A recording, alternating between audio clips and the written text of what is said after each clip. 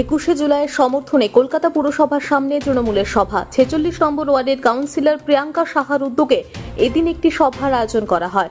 উপস্থিত ছিলেন কলকাতা পুরসভার ডেপুটি মেয়র ও বিধায়ক অতীন ঘোষ, চৌরঙ্গী বিধানসভা কেন্দ্রের বিধায়ক নয়না বন্দ্যোপাধ্যায় সহ তৃণমূল কর্মী ও সমর্থকেরা।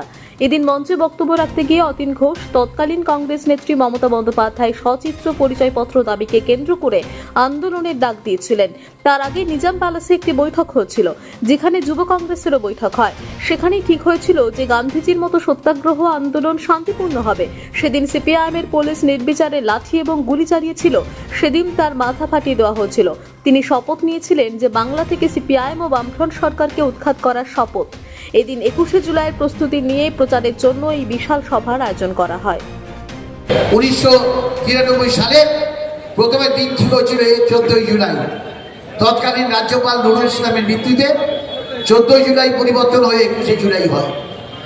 এই 21 জুলাই মমতা ব্যানার্জি নিজাম প্যালেসে আমাদের দিয়ে এক মাস আগে মিটিং করে পরিকল্পনা করেছিলেন যে মহাত্মা গান্ধী যেভাবে শান্তিপূর্ণ সত্যাগ্রহ আন্দোলন করেছিলেন আমরা সেইভাবে আন্দোলন করব।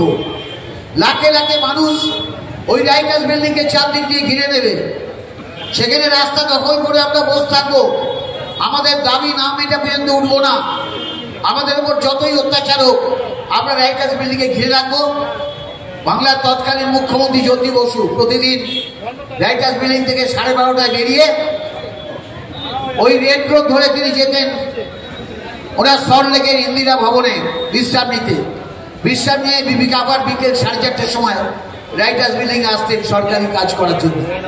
আমাদের সিদ্ধান্ত ছিল সেদিন আমরা ওখান থেকে কাউকে বেরোতে দেবো।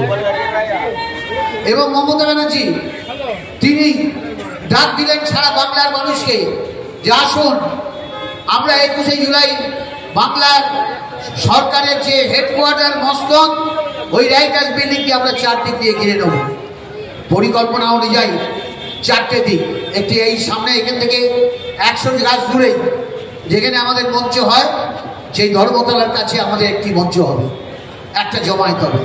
আরেকটি জমায়েত রেড রোড মেয়র রোডের সংযোগস্থল সেখানে হবে।